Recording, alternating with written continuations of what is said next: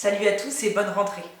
Aujourd'hui, nous sommes le 1er septembre et c'est pour nous l'occasion de nous remémorer des nombreuses choses qui se sont passées à cette date.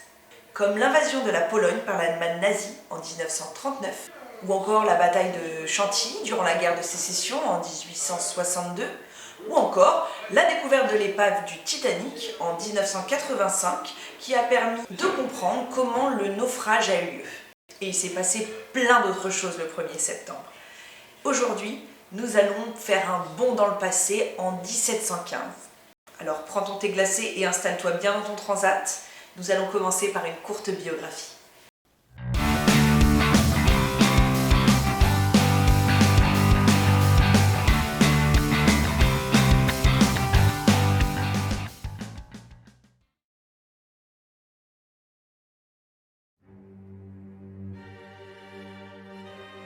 Louis XIV est né en 1638 après 23 ans de mariage entre Louis XIII et Anne d'Autriche. Il devint roi de France et de Navarre à seulement 4 ans après la mort de son père.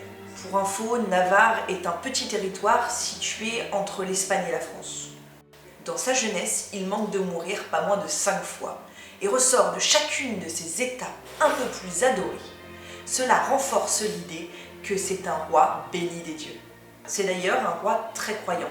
Il prendra d'ailleurs plus tard la décision de révoquer l'édit de Nantes, ce qui ne permettra plus aux protestants de pratiquer leur religion comme bon leur semble. Il est marié pour raison d'État. Mais Louis XIV reste un homme à femme et l'Église toléra tout au long de sa vie ses conquêtes, qu'on appellera d'ailleurs ses favorites.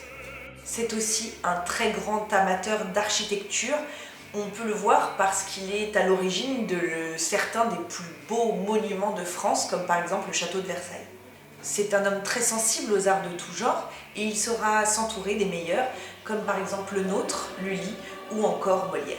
Il joue sa vie comme il jouerait un spectacle. Tout est mis en scène, de son lever à son coucher.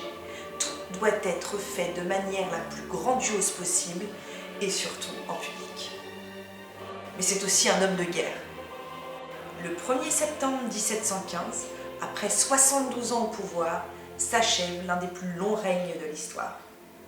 Son agonie durera 3 semaines, mais 3 semaines de spectacle. Sa mort sera à l'image de sa vie, en perpétuelle représentation.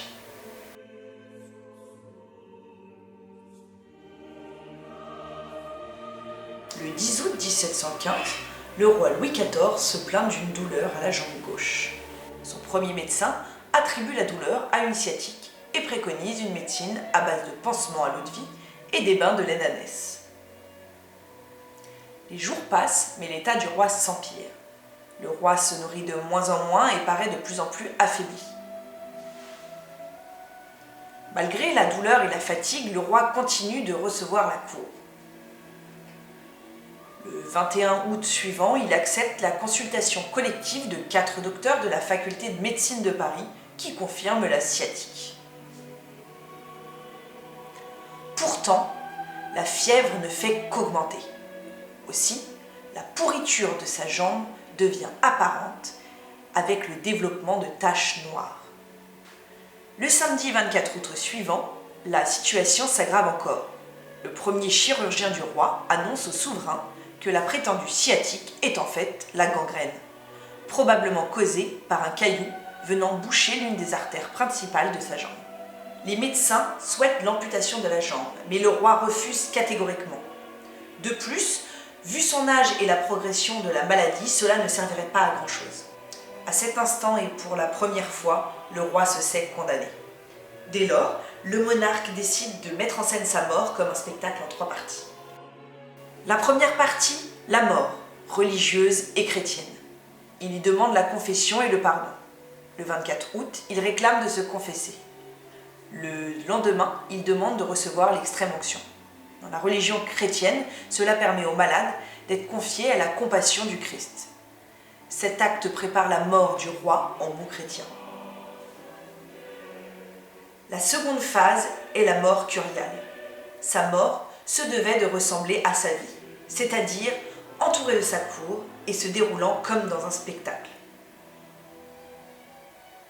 Ainsi, il demande à toute la cour de défiler devant son lit.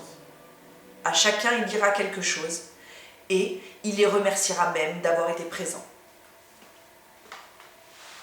La troisième et dernière phase est la mort politique. Cela se traduit par ses dernières recommandations au petit dauphin et futur roi. Louis XV est alors âgé de 5 ans et demi. Le discours de Louis XIV à son arrière-petit-fils sera rapporté de manière différente selon les témoins. Mais ce dont on est sûr, ce sont les derniers conseils qu'il lui donnera presque comme une prise de conscience. Il regrettera à cet instant son goût pour la guerre et les bâtiments. Il lui conseillera alors de soulager la misère de ses peuples, ce dont il a le regret de ne pas avoir fait. Il lui dit aussi « Je m'en vais, mais l'État durera toujours ».